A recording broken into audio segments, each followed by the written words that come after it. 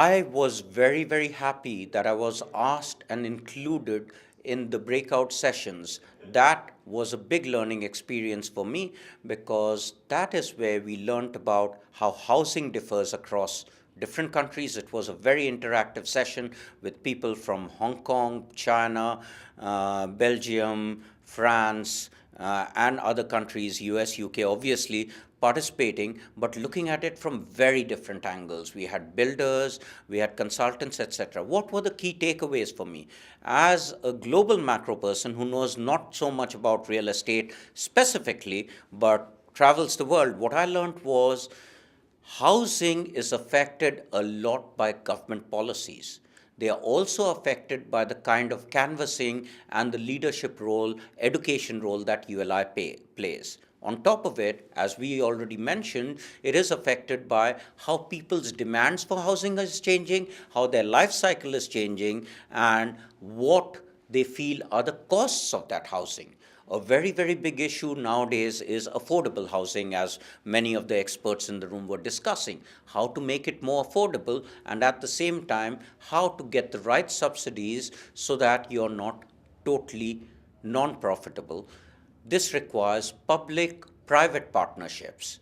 And whether it is infrastructure session which I attended and the housing section, one of the key things was the key role that ULI can play as a catalyst and a thought leader in influencing three aspects. And at the beginning of the sessions, this wasn't clear to us, but at the end, we agreed. ULI has a role first in changing how government understands what's going on the ground.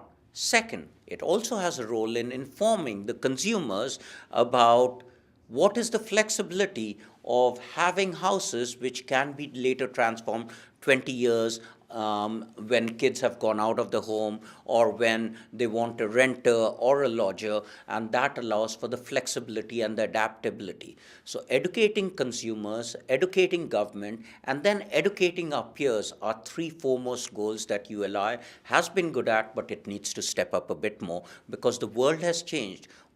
Just to give you an example, real estate in London around King's Cross has totally galvanized London. And yesterday we heard Mayor Johnson talk about how London is becoming an attractive magnet. I can tell you, ULI leaders in those rooms yesterday and today were at the forefront of that transformation.